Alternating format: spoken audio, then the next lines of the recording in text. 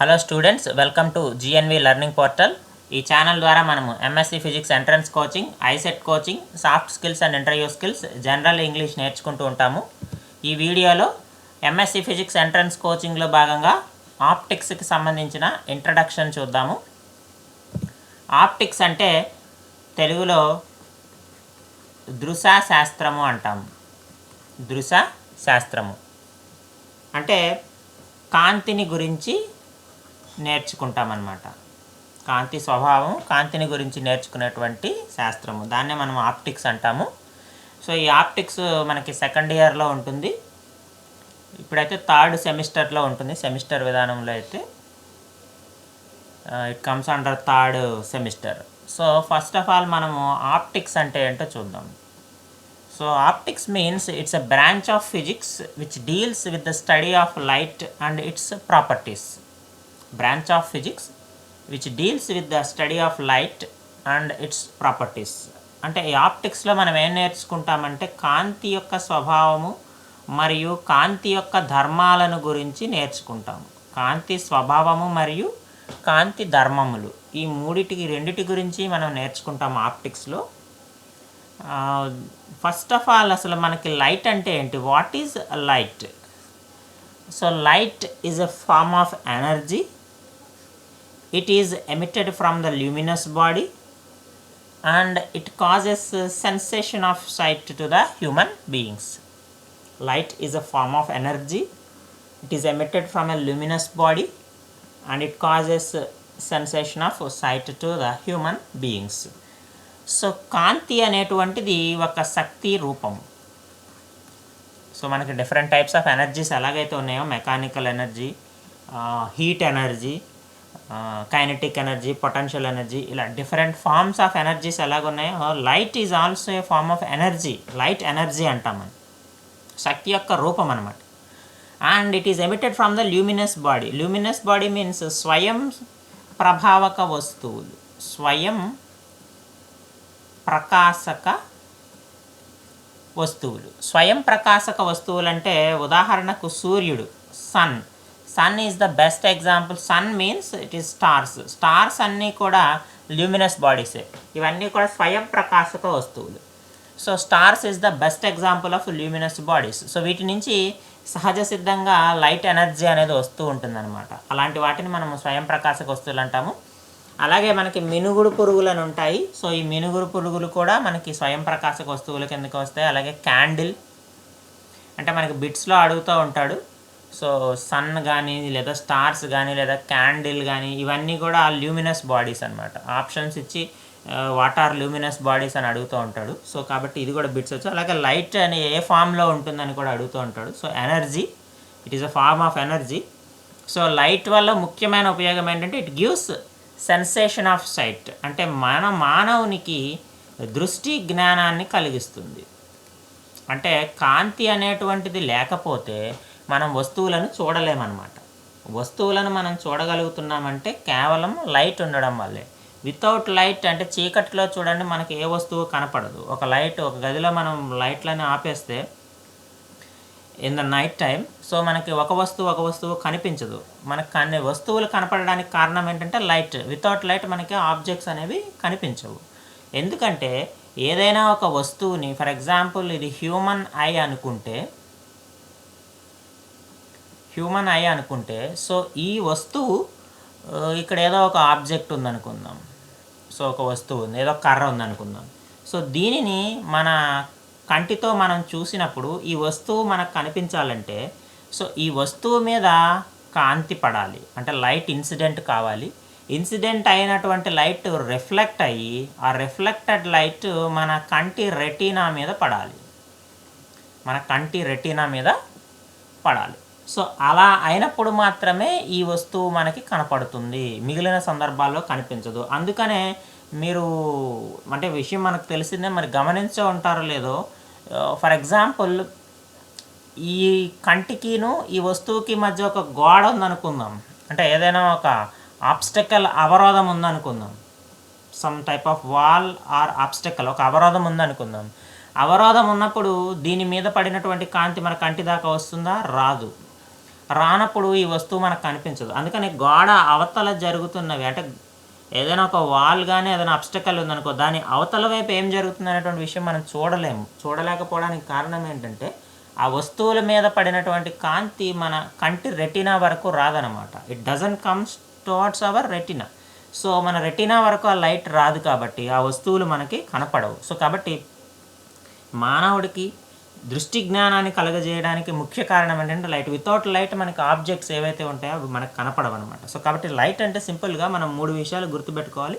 It is a form of energy అంటే శక్తి రూపమని, and it comes from luminous bodies అంటే స్వయం ప్రకాశక వస్తువుల నుంచి వస్తుందని గుర్తుపెట్టుకోవాలి. అలాగే it causes sensation of sight అంటే మనుషులకు దృష్టి జ్ఞానాన్ని కలిగిస్తుంది అనే విషయాన్ని మనం ముఖ్య విషయాలు 3 లైట్ గురించి గుర్తుపెట్టుకోవాలి. సో ఇవి బిట్స్ కింద కూడా వస్తూ ఉంటాయి. సో అయితే లైట్ యొక్క స్వభావాన్ని చెప్పడానికి మనకి 4 థియరీస్ ఉన్నాయి, 4 లైట్ థియరీస్ ఉన్నాయి. సో వీటి యొక్క ముఖ్య ఉద్దేశం ఏంటంటే కాంతి యొక్క స్వభావాన్ని వివరించడానికి వీటిని ప్రతిపాదించారనమాట. ఈ ప్రతిపాదించిన 4 శాస్త్రవేత్తలు ప్రతిపాదించారు. వన్ ఇస్ న్యూటన్, అలాగే హైగన్స్, అలాగే మ్యాక్స్వెల్, అలాగే మ్యాక్స్ ప్లాంక్. మనకి బిట్స్లో అడుగుతూ ఉంటాడు న్యూటన్ ఏ థియరీ ప్రపోజ్ చేశాడు, హైగన్ ఏ థియరీ ప్రపోజ్ చేశాడు, మ్యాక్స్వెల్ ప్రపోజ్ చేసిన థియరీ ఏంటి, అలాగే మ్యాక్స్ ప్లాంక్ థియరీ ఏంటని మనకి బిట్స్లో వచ్చేస్తూ ఉంటుంది. అలాగే ఇందులో ఉండేటువంటి పాయింట్స్ అడుగుతూ ఏ థియరీ ఏ సైంటిస్ట్ ప్రపోజ్ చేశాడు అనేది మనకి ఇస్తూ ఉంటాడు బిట్స్లో. సో కాబట్టి న్యూటన్ ప్రపోజ్ చేసినటువంటి థియరీ న్యూటన్ కార్పాస్కులర్ థియరీ అంటాము. Corpuscular means it's a particle. Corpuscular అంటే స్మాల్ పార్టికల్ అని, స్మాల్ పార్టికల్ మనం కార్పాస్కులర్ అంటాం. అలాగే Huygens wave theory and Maxwell's electromagnetic wave theory and Max Planck quantum theory. So ఈ 4 థియరీస్లో main points మనం ఇప్పుడు చూద్దాము. సో ముందుగా న్యూటన్స్ థియరీ అంటే చూద్దాము. సో న్యూటన్ థియరీ ప్రకారం light travels in the form of small particles called corpuscles. So corpuscles అని అంటాడు. స్మాల్ పార్టికల్స్ అంటే ఇలా చిన్న చిన్న పార్టికల్స్ కింద లైట్ ట్రావెల్ చేస్తుందని న్యూటన్ యొక్క ముఖ్యమైనటువంటి ఉద్దేశము. సో దీంట్లో న్యూటన్ ప్రతిపాదించిన ముఖ్యమైన విషయం ఏంటంటే ఇది బిట్స్లో మనకు ఖచ్చితంగా వస్తుంది, ఇది గుర్తుపెట్టుకోవాలి మనం. Velocity of light is more in denser medium than in rarer medium. So denser మీడియంలో వెలాసిటీ ఆఫ్ లైట్ ఎక్కువ ఉంటుంది, రేరర్ మీడియంలో తక్కువ ఉంటుంది అనే విషయాన్ని న్యూటన్ ప్రతిపాదిస్తాడు. Actually this is the wrong, but according to Newton corpuscular theory velocity of light is more in denser medium and less in rarer medium. So కాబట్టి అలాగే ఈ న్యూటన్ థియరీ ఎక్స్ప్లెయిన్ చేసినటువంటి ప్రాపర్టీస్ ఏంటంటే రిఫ్లెక్షన్ ఎక్స్ప్లెయిన్ చేస్తుంది, అలాగే refraction. ఈ 2 లైట్కి మొత్తం 5 properties ఉంటాయి. అందులో ఈ 2 ప్రాపర్టీస్ రిఫ్లెక్షన్, రిఫ్రాక్షన్ని ఎక్స్ప్లెయిన్ చేయగలిగింది న్యూటన్ కార్పాస్కులర్ థియరీ. సో మిగిలిన ప్రాపర్టీస్ అయితే ఏవైతే ఉన్నాయో ఇంటర్ఫిరెన్స్ కానీ, డైఫ్రాక్షన్ కానీ, పోలరైజేషన్ కానీ ఈ properties Newton corpuscular theory explain చేయలేదు కాబట్టి సో లైట్ యొక్క స్వభావాన్ని, కాంతి యొక్క స్వభావాన్ని ఈ న్యూటన్ థియరీ ఎక్స్ప్లెయిన్ చేయలేకపోయిందనమాట. అలాగే వెలాసిటీ ఆఫ్ లైట్ డెన్సర్ మీడియంలో ఎక్కువ ఉండదు, రేరర్ మీడియంలోనే ఎక్కువ ఉంటుంది. ఇది ఫోకాల్ట్ మిర్రర్ ఎక్స్పెరిమెంట్ ద్వారా మనము ఐడెంటిఫై చేస్తాం తర్వాత. సో ఫోకాల్ట్ నిరూపిస్తాడనమాట ఆ విషయాన్ని. సో కాబట్టి న్యూటన్ థియరీ కేవలం రిఫ్లెక్షన్, రిఫ్రాక్షన్ మాత్రమే ఎక్స్ప్లెయిన్ చేయగలిగింది. కాబట్టి light doesn't travel in the form of small particles అనమాట.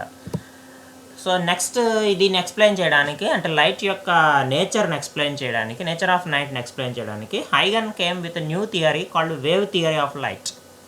So he proposed that light travels in the form of longitudinal waves. These longitudinal waves can be considered as mechanical waves. So హైగన్ ప్రకారం ఏంటంటే కాంతి అనేది తరంగాలు, ఏ తరంగాలు, longitudinal waves అంటే అనుదైర్ఘ్య తరంగాల రూపంలో కాంతి ప్రయాణిస్తుందని. ఈ అనుదైర్ఘ్య తరంగాలు అనేవి మెకానికల్ వేవ్స్ లాగా అంటే యాంత్రిక తరంగాలు ఏవైతే ఉంటాయో ఆ రకంగా ఉంటాయని అతను ప్రపోజ్ చేస్తాడు. అయితే ఇక్కడ ఒక విషయం ఏంటంటే ఎప్పుడైతే మనం మెకానికల్ వేవ్స్ అన్నామో mechanical waves require a medium for its propagation. Mechanical waves requires a medium for its propagation అంటే ఈ యాంత్రిక తరంగాలు ఏవైతే ఉన్నాయో ఇవి గనక ప్రసారము కావాలి అంటే, ప్రొపగేషన్ మీన్స్ ప్రసారము. సో ప్రసారము కావాలంటే ఖచ్చితంగా మీడియం అంటే ఇక్కడ ఈ మీడియంని తెలుగులో యానకము అంటాం. సో యానకం అనేది ఉండాలి. యానకం మీన్స్ ఒక పదార్థం, మీడియం, యానకం అంటే ఒక పదార్థం ఉండాలి. సో పదార్థం ఉన్నప్పుడు మాత్రమే కాంతి అనేది ప్రసారం అవుతుంది, లేదంటే మిగిలిన సందర్భాల్లో ప్రసారం కాదు. అంటే ఇక్కడ without what does it mean? Without medium light cannot travel from one point to another point. ఒక పాయింట్ నుంచి ఇంకొక పాయింట్కి లైట్ ట్రావెల్ కావాలి అంటే, for example if you consider 2 points A and B, if light travels from A to B, we have a medium in between A and B. A, B మధ్య ఒక పదార్థం ఉన్నప్పుడు మాత్రమే లైట్ A నుంచి Bకి travel చేస్తుంది. అది హైగన్ wave theory, because he consider it as mechanical waves.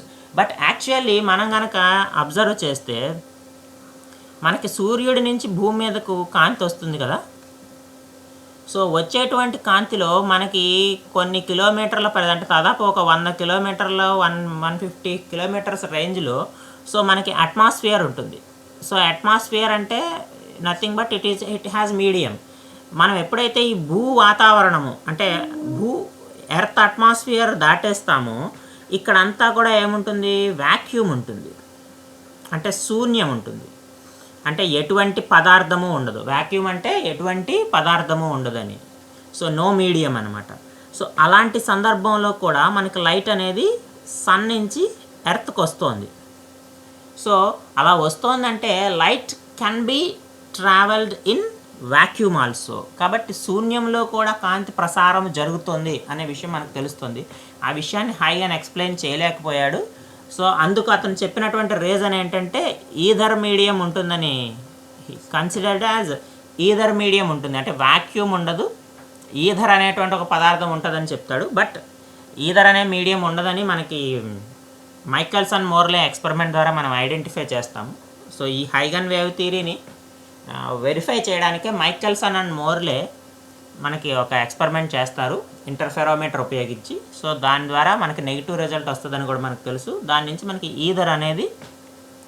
Ether medium అనేది ఎగ్జిస్టెన్స్లో లేదనే విషయం తెలుస్తుంది. అయితే ఈ హైగన్ వేవ్ థియరీ ఉపయోగించి లైట్కి సంబంధించినటువంటి 4 ప్రాపర్టీస్ని ఈజీగా మనం ఎక్స్ప్లెయిన్ చేయొచ్చు. ఆల్రెడీ రిఫ్లెక్షన్ ఎక్స్ప్లెయిన్ చేయొచ్చు, రిఫ్రాక్షన్ ఎక్స్ప్లెయిన్ చేయొచ్చు, ఇంటర్ఫియరెన్స్ ఎక్స్ప్లెయిన్ చేయొచ్చు,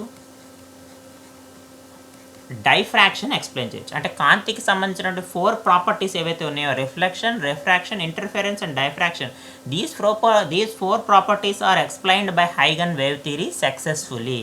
And also he explained that the velocity of light is more in rarer medium and less in denser medium, and this one is exactly right.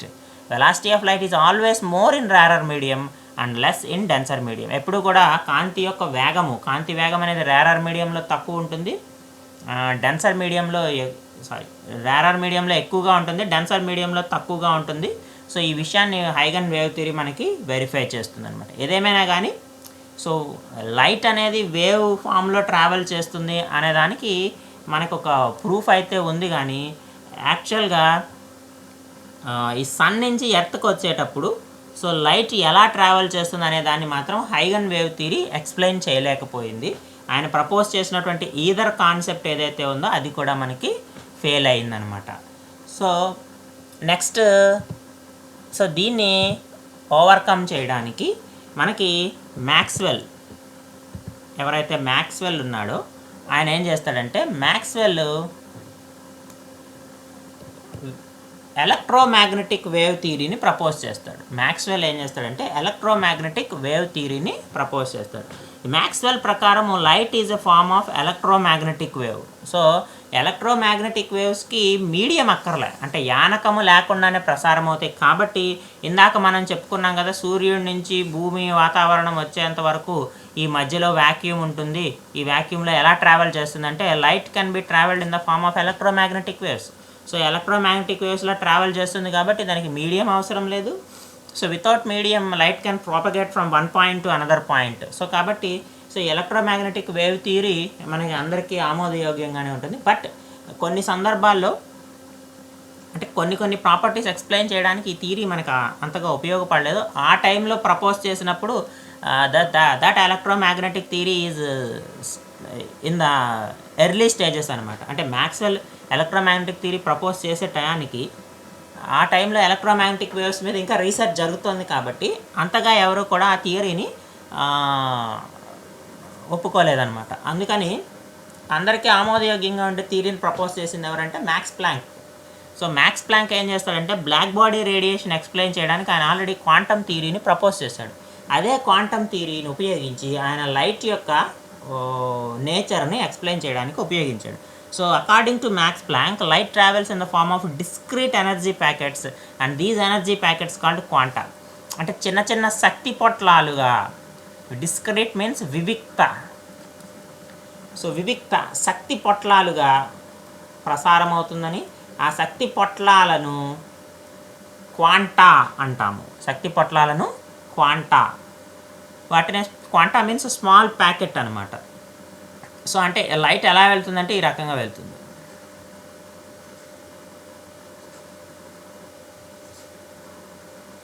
So discrete particles, so ఒక particle ఇంకో పార్టికల్కి difference ఉంటుందన్నమాట. అంటే వీటికి సంబంధం ఉండదు. So అలాంటి వాటిని మనం డిస్క్రీట్ అంటాం.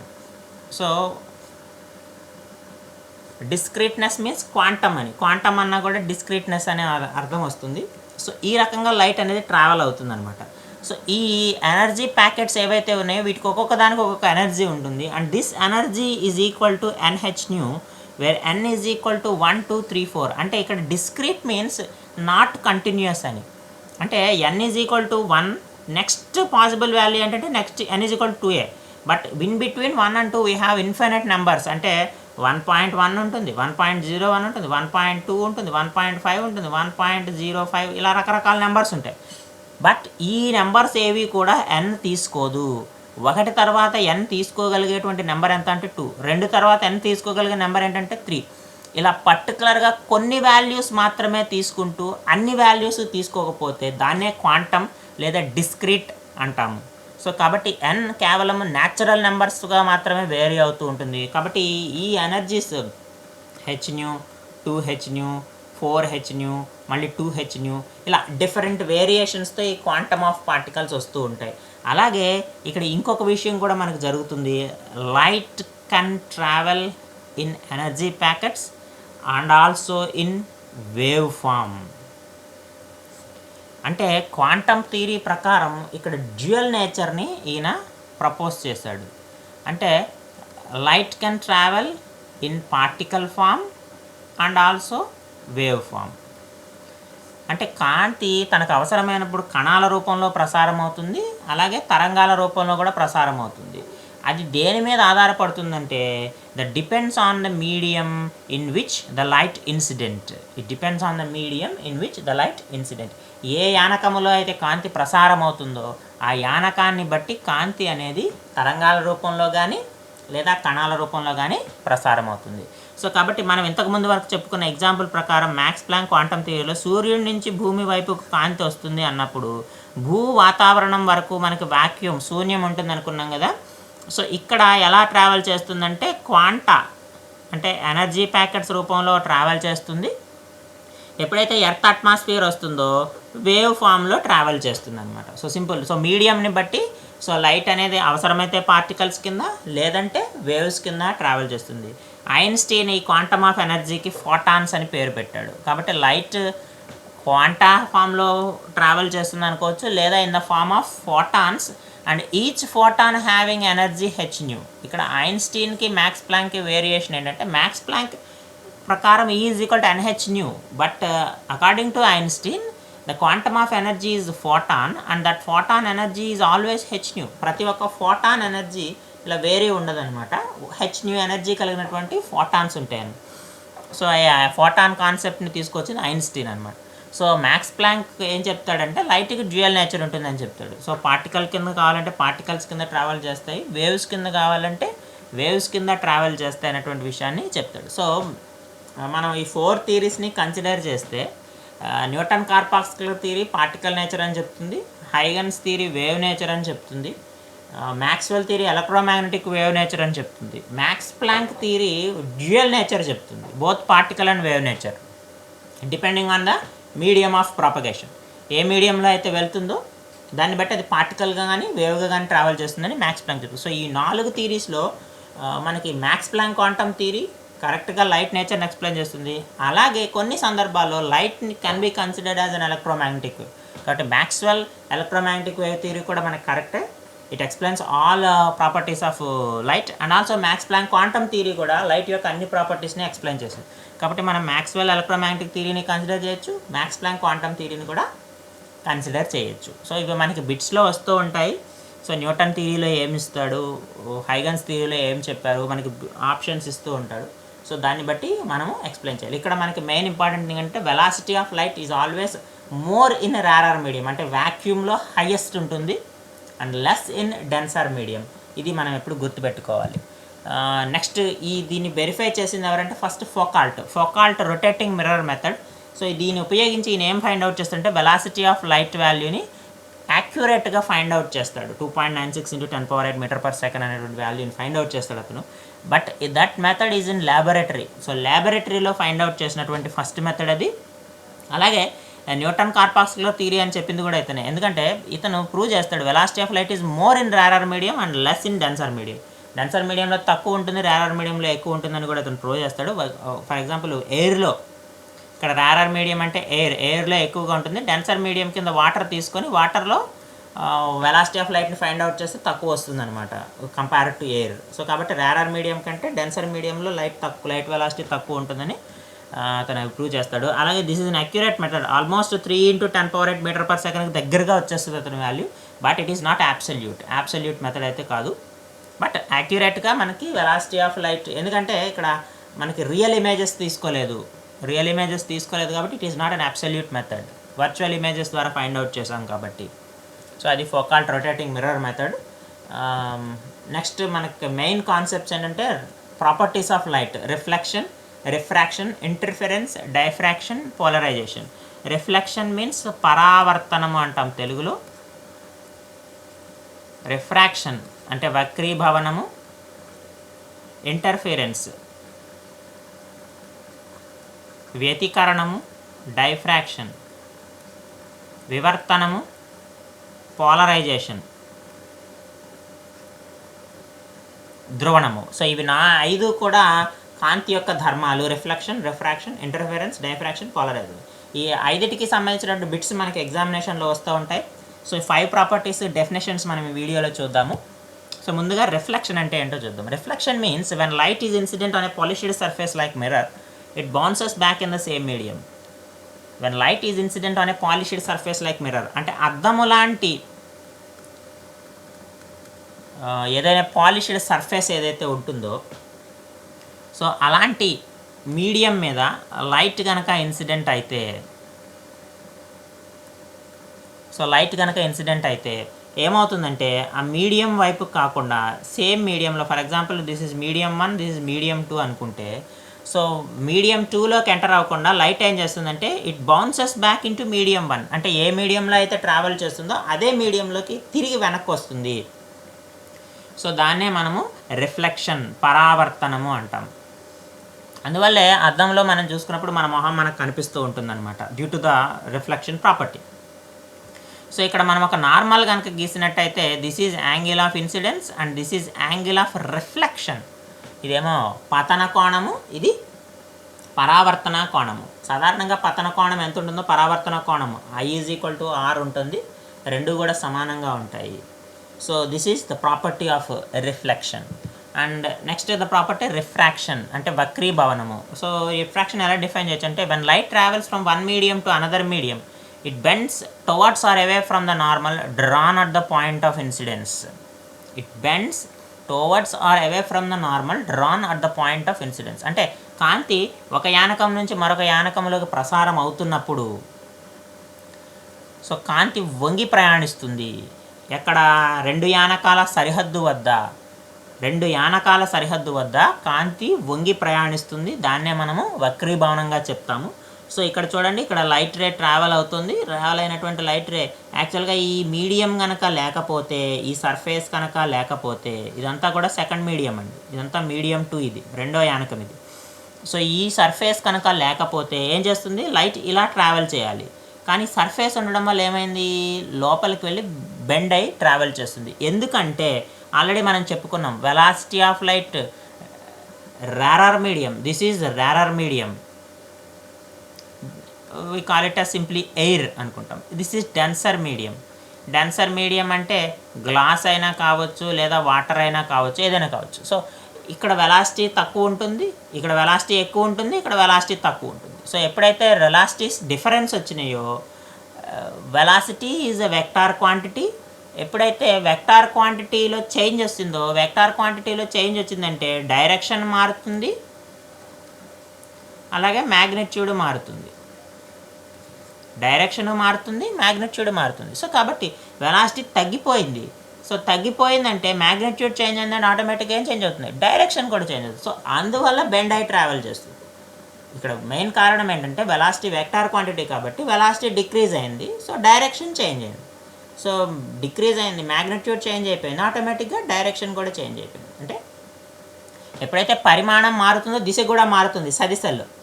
ఎందుకంటే వేగం అనేది సదిశ కాబట్టి సదిశలో పరిమాణం మారితే దిశ మారుతుంది. సో దిశ మారిపోతుంది, అందువల్లే వంగి ప్రయాణించినట్టుగా మనకు అనిపిస్తుంది. అందుకని మీరు రిఫ్రాక్షన్ చూడాలంటే లైవ్గా చూడొచ్చు. ఒక బకెట్లోనో దేంట్లోనో నీళ్లు తీసుకుని దాంట్లో కడ్డీ వేయండి లేదా కర్రపులు వేయండి. కర్రపులు వేస్తే ఏమవుతుందంటే మనం బకెట్ ఎక్కడైతే అంచుందో నీళ్ళు ఎంతవరకు అయితే నింపి ఉన్నామో అక్కడ కనుక ఒకసారి మనం చూస్తే కర్రపుల్ల కొంచెం వంగినట్టు అనిపిస్తుంది. So that is due to refraction అనమాట. వక్రీభవనం వల్ల ఆ రకంగా కనిపిస్తుంది. సో వక్రీభవనం జరగడానికి ముఖ్యమైన కారణం ఏంటంటే వేగంలో మార్పు. వేగం సదిశ కాబట్టి పరిమాణం మారితే దిశ మారుతుంది అనమాట. సో ఇక్కడ కూడా మనకి ఐ యాంగిల్ ఆఫ్ ఇన్సిడెన్స్ అనుకుంటే ఆర్ అనేది యాంగిల్ ఆఫ్ రిఫ్రాక్షన్ అవుతుంది.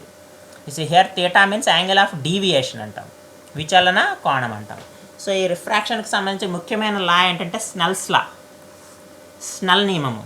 ఈ స్నెల్ నియమం ఏంటంటే ఏం తెలియజేస్తుందంటే పార్టికల్కి సబ్స్టెన్సెస్కి సంబంధించిన ముఖ్యమైనటువంటి ఒక పారామీటర్ని ఎక్స్ప్లెయిన్ చేస్తుంది. దాన్నే రిఫ్రాక్టివ్ ఇండెక్స్ అంటాం, వక్రీభవన గుణకము.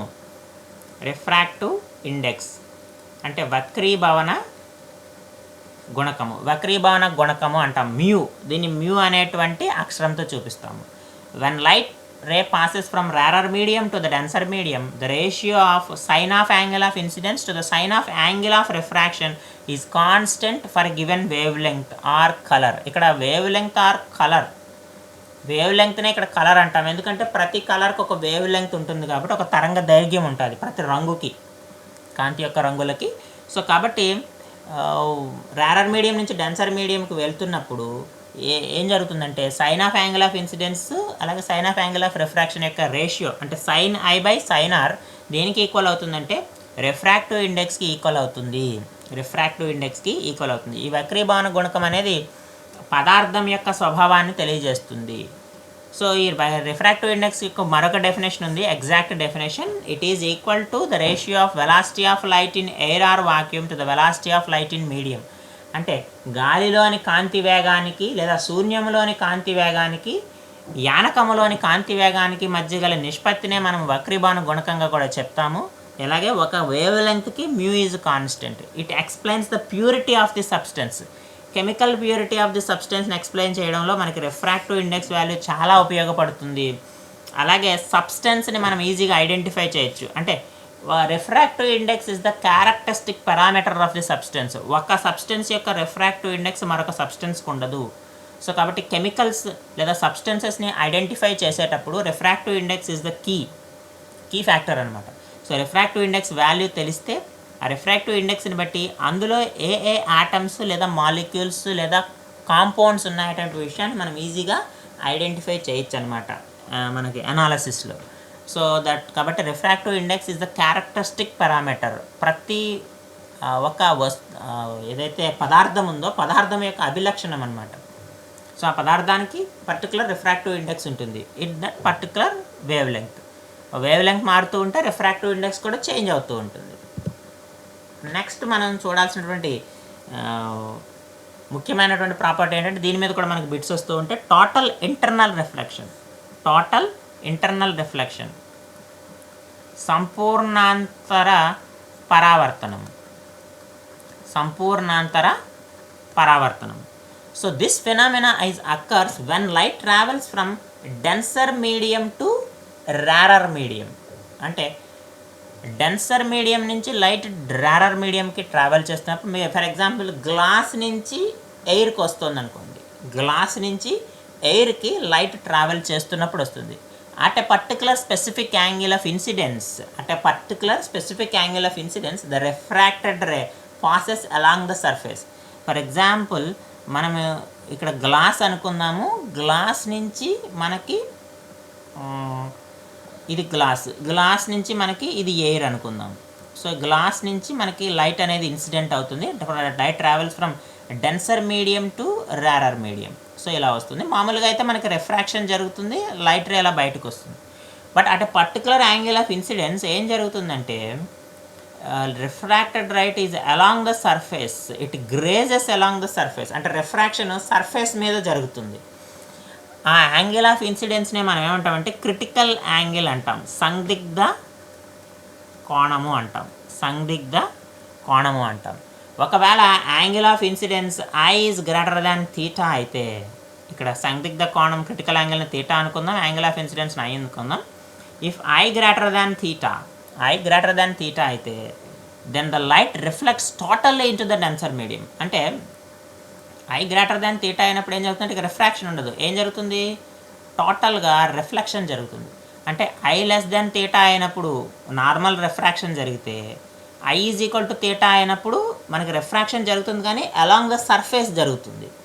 ఐ గ్రేటర్ దాన్ థీటా అయినప్పుడు ఏం జరుగుతుంది? టోటల్ ఇంటర్నల్ రిఫ్లెక్షన్ జరుగుతుంది. ఈ టోటల్ ఇంటర్నల్ రిఫ్లెక్షన్కి బెస్ట్ ఎగ్జాంపుల్స్ అంటే డైమండ్ చూడండి, లైట్ ఇన్సిడెంట్ అయితే ఇంకా ఎక్కువగా మెరుస్తుంది. అందుకు కారణం ఏంటంటే టోటల్ ఇంటర్నల్ రిఫ్లెక్షన్. అలాగే మిరాజ్ అంటే ఎండమావులు ఉంటాయి కదా, అవి కూడా టోటల్ ఇంటర్నల్ రిఫ్లెక్షన్కే. ఈ total internal reflection property use చేసి మనము ఆప్టికల్ ఫైబర్స్, ఇప్పుడు కమ్యూనికేషన్లో మనం ఉపయోగించేటువంటివన్నీ కూడా ఆప్టికల్ ఫైబర్సే. సో ఈ ఆప్టికల్ ఫైబర్స్ కన్స్ట్రక్ట్ చేయడానికి మెయిన్ కారణం ఏంటంటే this property total internal reflection. సంపూర్ణాంతర పరావర్తనం వల్లే మనం ఈ ఆప్టికల్ ఫైబర్స్ అనేవి మనము తయారు చేయగలుగుతున్నాం. దృశా తంతువులు అంటాం. ఈ దృశా తంతువులన్నీ కూడా ఈ సంపూర్ణాంతర పరావర్తనం మీద ఆధారపడతాయి. సో ఇక్కడ మనం చెప్పుకుంటే స్నెల్స్ లా ప్రకారం మ్యూ ఇఫ్ 2 డిఫరెంట్ మీడియా ఉంటే μ2/μ1 is equal to sin I/sin R. ఇది కూడా స్నెల్ లానే. ఎందుకంటే ఎయిర్కి refractive index 1, μ is equal to 1 for air. గాలికి వక్రీభవన గుణకం 1 కాబట్టి μ2నే μ అనుకుని మనం అలా రాసాము. సో ఇక్కడ ఒకవేళ వేరు 2 డిఫరెంట్ మీడియాస్ అయితే μ2/μ1 is equal to sin I/sin R. So I is equal to theta అయినప్పుడు R 90 అవుతుంది, sin 90 1 అని మనకు తెలుసు. కాబట్టి μ2/μ1 is equal to sin theta అవుతుంది. సో దీని నుంచి మనం క్రిటికల్ యాంగిల్ ఫైండ్ అవుట్ చేయొచ్చు. మనకి బిట్స్లో ఎక్కువగా ఈ ఫార్ములా మీద అంటే క్రిటికల్ యాంగిల్ ఫైండ్ అవుట్ చేయమని ఇస్తూ ఉంటాడు. అంటే μ2 μ1 ఇచ్చేసి క్రిటికల్ యాంగిల్ ఫైండ్ అవుట్ చేయమంటాడు. So critical angle find out చేయమన్నప్పుడు theta is equal to sin so μ2/μ1. అంటే మనకి సైన్ యాంగిల్స్ వాల్యూస్ గుర్తుంటే ఈజీగా అయిపోతుంది. సైన్ యాంగిల్స్ పోయేటట్టుగానే ఇస్తాడు. సో కాబట్టి ఈ ఫార్ములా ఉపయోగించి క్రిటికల్ యాంగిల్ ఫైండ్ అవుట్ చేయమని మనకు ఖచ్చితంగా ఫార్ములా అడుగుతుంటాడు. అలాగే రిఫ్రాక్టివ్ ఇండెక్స్ ఫైండ్ అవుట్ చేయమని angle of incidence, angle of refraction ఇచ్చేసి రిఫ్రాక్టివ్ ఇండెక్స్ ఫైండ్ అవుట్ చేయమని, లేదా రిఫ్రాక్టివ్ ఇండెక్స్ ఇచ్చేసి ఐ వాల్యూ ఇచ్చేసి ఆర్ ఫైండ్ అవుట్ చేయమని ఈ రకంగా కూడా మనకు అడిగేటువంటి అవకాశం ఉందన్నమాట. సో ఈ ఫార్ములాస్ మనం గుర్తుపెట్టుకోవాలి. అలాగే నెక్స్ట్ మనకి బిట్స్లో వచ్చేటువంటి ముఖ్యమైన ఫార్ములా ఏంటంటే లెన్స్ మేకర్స్ ఫార్ములా అంటే కటకకారుని సమీకరణం. అంటే ఈ ఫార్ములా ఉపయోగించే మనకి లెన్సెస్ తయారు చేస్తూ ఉంటారు. ఇక్కడ హెఫ్ is the focal length. Lens అంటే కటకము యొక్క నాభ్యాంతరము ఎఫ్. అలాగే మ్యూ అంటే రిఫ్రాక్టివ్ ఇండెక్స్, ఇప్పుడే చెప్పుకున్నాం వక్రీభవన గుణకం అని. R1 R2 అంటే రేడియై ఆఫ్ కర్వేచర్. అంటే మనకి లెన్స్ అనేది ఈ రకంగా ఉంటుంది కదా కటకం. సో కుంభాకార కటకం ఇది, ఇవన్నీ మనకు తెలుసు. కుంభాకార కటకము, అలాగే పుటాకార కటకం అని ఇంకొక కటకం ఉంటుంది, దీన్ని పుటాకారము అంటాం. సో ఏదైనా కానీ సో ఈ కటకాలు తయారు చేయడానికి ఈ సూత్రాన్ని ఉపయోగిస్తాము. సో మనకు కావాల్సినటువంటి నాభ్యాంతరము కలిగినటువంటి కటకాన్ని మనం తయారు చేసుకోవాలంటే this is the radii of curvatures R1 and R2. So ఈ radii of curvature R1 R2 first surface radius, second surface radius R2 అనుకుంటే సో వీటి యొక్క రేడియస్ వాల్యూస్, అలాగే రిఫ్రాక్టివ్ ఇండెక్స్, మెటీరియల్కి సంబంధించినటువంటి రిఫ్రాక్టివ్ ఇండెక్స్, ఈ మూడు తెలిస్తే మనకు కావాల్సినటువంటి ఫోకల్ లెంగ్త్లో మనము లెన్సెస్ని తయారు చేయొచ్చు అనమాట. సో అందుకనే దీన్ని లెన్స్ మేకర్స్ ఫార్ములా అన్నాం. సో μ R1 R2 కనుక తెలిస్తే మనకు కావాల్సినటువంటి ఎఫ్ వాల్యూకి మనము లెన్సెస్ని తయారు చేయొచ్చు. అందుకని దీన్ని లెన్స్ మేకర్స్ ఫార్ములాగా చెప్తాం. ముఖ్యంగా దీని మీద మనకి బిట్స్ వస్తూ ఉంటాయి. R1 R2 మ్యూ ఇచ్చేసి ఎఫ్ కనుక్కోమని, లేదా ఎఫ్ మ్యూ R1 ఇచ్చేసి R2 ఫైండ్ అవుట్ చేయమని అలా మనకి వస్తూ ఉంటాయి. సో నెక్స్ట్ మనకి ప్రిజం అంటే పట్టకం. అంటే దీని మీద కూడా మనకి బిట్స్ వస్తూ ఉంటాయి ఈ ఫార్ములాస్ మీద, మెయిన్ ఫార్ములాస్. సో పట్టకం యొక్క యాంగిల్ ఆఫ్ ఇన్సిడెన్స్, పతన కోణాన్ని ఏ అని, యాంగిల్ ఆఫ్ డీవియేషన్ అంటే విచలన కోణాన్ని డి అనుకుంటే, refractive index of the prism mu is equal to sin a plus d/2 by sin a/2. ఇది కూడా స్నెల్ లా ప్రకారమే కాబట్టి angle of incidence I is equal to a plus d/2, r is equal to a/2 అవుతుంది. So ఒకసారి మనకి బిట్స్లో ఇస్తూ ఉంటాడు mu find out చేయమని, కానీ AD ఇచ్చేసి మ్యూ ఫైండ్ అవుట్ చేయమను, లేకపోతే I కానీ R కానీ ఫైండ్ అవుట్ చేయమని కూడా ఇస్తూ ఉంటాడు. సో కాబట్టి ఈ 3 ఫార్ములాస్ మనం గుర్తుపెట్టుకుంటే ప్రిజంకి సంబంధించినటువంటి బిట్స్ ఏమైనా వస్తే వాటిని మనము ఐడెంటిఫై చేయొచ్చు. సాధారణంగా యాంగిల్ ఆఫ్ ఇన్సిడెన్స్ ఎంత ఉంటుందంటే 60 ఉంటుంది. A ఈజ్ ఈక్వల్ టు 60 ఉంటుంది సాధారణంగా. కొన్ని సందర్భాలు ఇవ్వకపోతే A 60 అని తీసుకుంటాము, లేదా ఏ వాల్యూ ఇస్తే ఇచ్చినప్పుడు ఆ వాల్యూని మనం సబ్స్టిట్యూట్ చేస్తాం అన్నమాట. సో నెక్స్ట్ మనకి ముఖ్యమైనటువంటి ప్రాపర్టీ ఏంటంటే ఇంటర్ఫిరెన్స్లో మనకి బిట్స్ ఎక్కువగా వస్తూ ఉంటాయి, వ్యతికరణము అంటాము. సో ఇక్కడ మనం వ్యతికరణానికి మనం ఇంకో వీడియో చేస్తాను నేను. సో దాంట్లో ఎందుకంటే మెయిన్ టాపిక్స్ ఎక్కువ టాపిక్స్ ఉన్నాయి కాబట్టి ఇంటర్ఫిరెన్స్కి మనకు ఇంకో వీడియో చేస్తాను నేను. Interference means when 2 or more waves of same frequency traveling in the same direction may superimpose with each other. When 2 or more waves of same frequency traveling in the same direction may superimpose with each other, the resultant amplitude or intensity is changes. The modification in the distribution of intensity in the region of superposition is called interference. What does it mean? ఎప్పుడైతే ఒకే పౌనపున్యము కలిగినటువంటి 2 తరంగాలు ఒకే దిశలో ప్రసారం అవుతున్నాయో ఆ రెండూ కూడా ఒకే తరంగముగా మారిపోతాయి. అంటే రెండూ కూడా సూపరింపోజ్ అవ్వడం అంటే అధ్యారోపణం చెందడం. సో అధ్యారోపణం చెందిన తర్వాత రెండూ కలిసి ఏం చేస్తాయంటే ఒకే తరంగములా ప్రవర్తిస్తాయి. అలా ఒకే తరంగంలా ప్రవర్తించడాన్ని ఇంటర్ఫిరెన్స్ అంటాం. ఇక్కడ ఈ రెండిటి యొక్క ఇండివిజువల్ యాంప్లిట్యూడ్స్ కానీ ఇంటెన్సిటీస్ కానీ వేరీ అయిపోతాయి.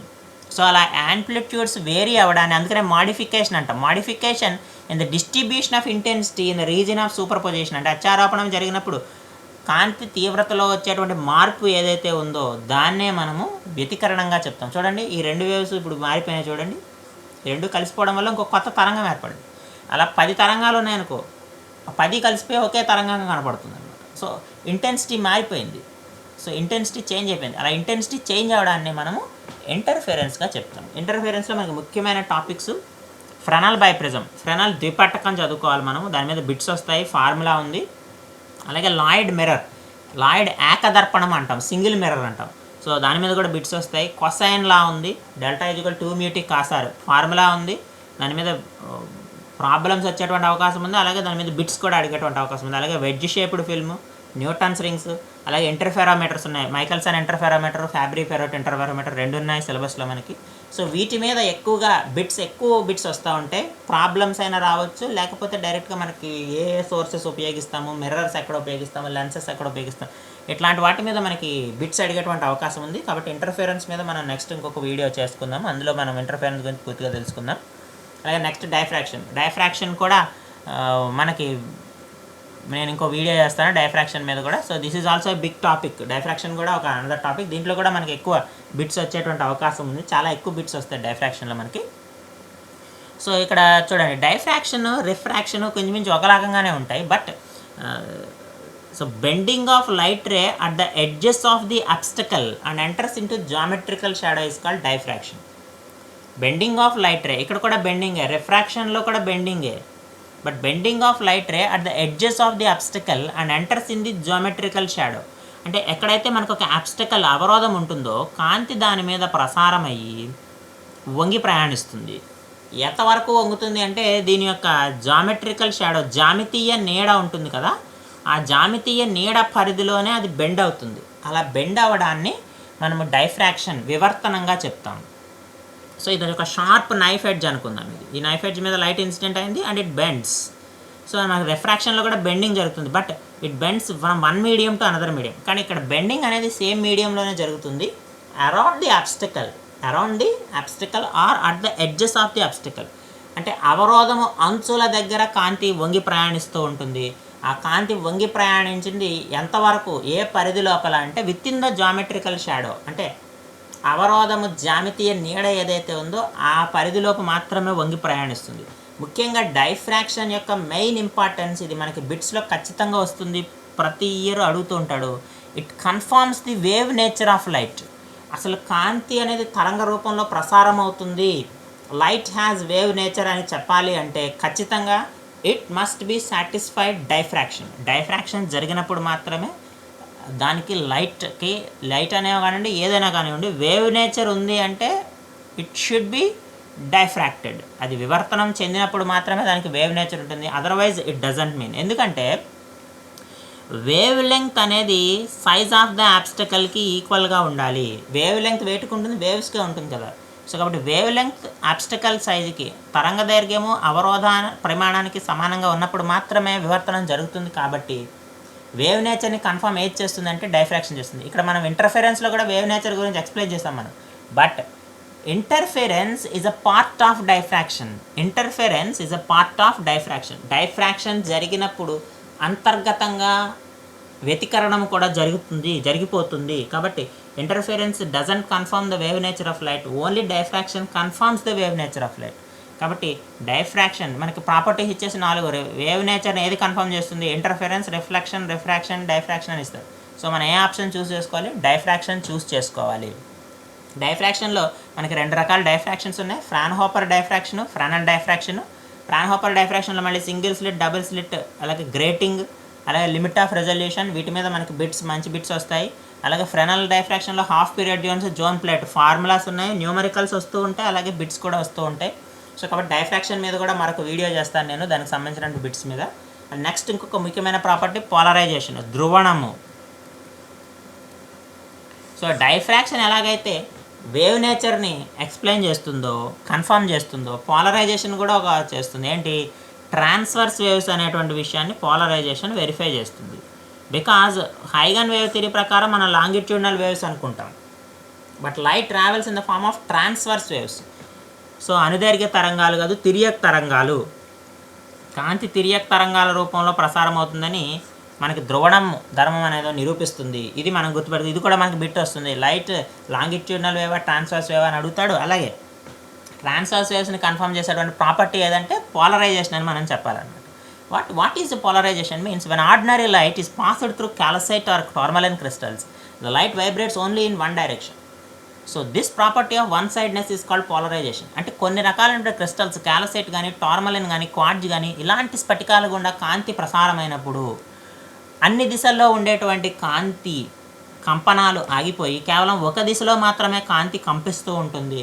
అలా కంపిస్తూ ఒక దిశలో మాత్రమే కాంతి కంపించడాన్ని, కంపనాలు చెందడాన్ని ధ్రువణంగా చెప్తాము. ఇందులో మనకి ముఖ్యమైన టాపిక్స్ పొలారిమీటర్, నైకాల్ ప్రిజం, అలాగే half wave plate, quarter wave plate. So ordinary light అంటే అన్ని దిశల్లో ప్రసారమయ్యేటువంటి కాంతి అంటే ఈ రకంగా ఉంటుంది, సాధారణ కాంతి అంటాం దాన్ని. సో సింపుల్గా మనం చెప్పాలంటే మనం 3 డైమెన్షనల్ స్పేస్ గురించి మాట్లాడుకుంటాం కాబట్టి జెడ్ డైరెక్షన్లో కాంతి ప్రసారం అవుతుంది, which means direction of propagation is on Z direction. కాబట్టి ఇంకా మిగిలిన 2 డైరెక్షన్స్ ఉంటాయి, Y direction, X direction. Y direction, X direction, 2 డైరెక్షన్స్లోనే కదా కాంతి ప్రసారం అవుతుంది, which are perpendicular each other. So Y and X, Y X. మనకి 3 డైమెన్షన్లో 3 ఉంటాయి కదా. యాక్చువల్గా అయితే మనకి n డైమెన్షన్స్ ఉంటాయి కాబట్టి అన్ని దిశలో ఉంటాయి, కాబట్టి దిస్ ఈజ్ ఆర్డినరీ లైట్. అదే 3 డైమెన్షనల్ స్పేస్కి వచ్చేటప్పటికి మనకు 3 డైరెక్షన్స్ ఉంటాయి. ఒక డైరెక్షన్ జెడ్ డైరెక్షన్.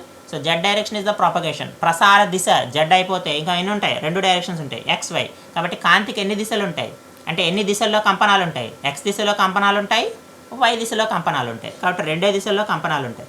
కాబట్టి కేవలం ఎక్స్ దిశలో కంపనాలున్నా పోలరైజ్డ్ లైటే, వై దిశలో కంపనాలున్నా పోలరైజ్డ్ లైటే. కాబట్టి పోలరైజ్డ్ లైట్ని ఈ రకంగా మనం డినోట్ చేస్తాం.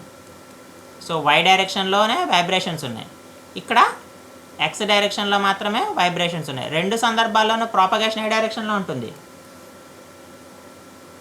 జెడ్ డైరెక్షన్లోనే ఉంటుందన్నమాట. సో అందుకనే మనం ఈ రకంగా డయాగ్రామ్స్ వేస్తామన్నమాట. అంటే 3 డైమెన్షనల్ కన్సిడర్ చేసుకుని ఈ రకంగా మనం తీసుకొస్తాం. కాబట్టి పోలరైజ్డ్ లైట్ని ఈ రకంగా ఎక్స్ప్లెయిన్ చేస్తాం. పోలరైజేషన్ గురించి కూడా నేను మరో వీడియో చేస్తాను, దాంట్లో మనం పోలరైజేషన్ గురించి మెయిన్ టాపిక్స్ నేర్చుకుందాం. నెక్స్ట్ ఇంకా మిజిలేనియస్ టాపిక్స్, అంటే వీటి మీద కూడా మనకు కొన్ని బిట్స్ వస్తూ ఉంటాయి. Lasers, light amplification by stimulated emission of radiation.